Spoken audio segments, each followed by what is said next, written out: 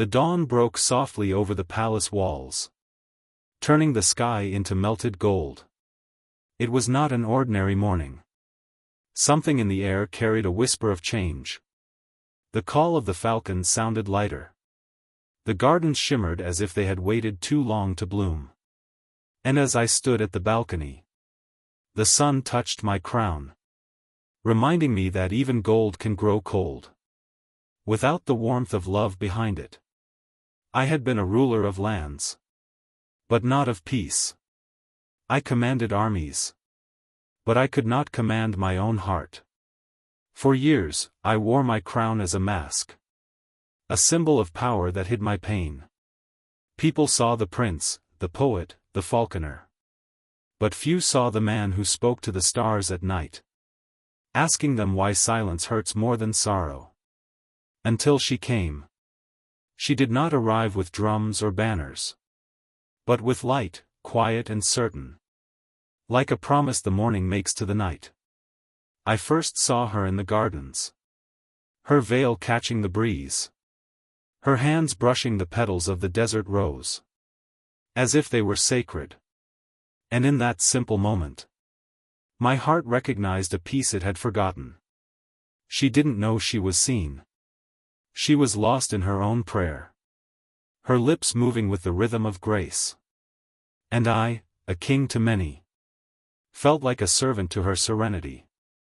The sun climbed higher, and I wondered if the dawn had come for me too. Days passed, and she became a quiet part of my world. Not as a voice that demanded space, but as a silence that filled it beautifully.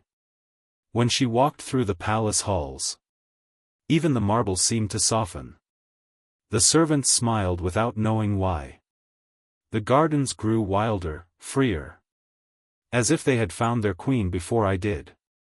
Her laughter was rare, but when it came, it was like the breaking of chains. Even the falcons turned their heads to listen.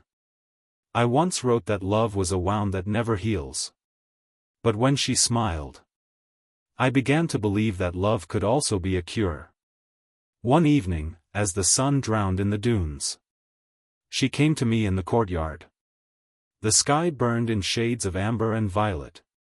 And for a moment, the world looked like a painting, too perfect to belong to earth. "You wear your silence like a crown," she said softly. "But even kings must rest." Her voice was gentle, but her words pierced deeper than any sword. And I realized, she saw through the armor I'd built with poetry and power. "What if rest feels like weakness?" I asked. She smiled. The kind of smile that humbles pride without wounding it. "Then call it surrender," she said. "Even God loves those who kneel." That night, her words echoed in me like music. For years, I had ruled my world with strength. But she taught me that strength also means softness. The dawn that followed felt new. Not because the sun rose differently, but because I did. When the council met the next morning, they noticed something had changed. The air felt lighter. The guards greeted one another with laughter. Even the horses neighed with more spirit. One of the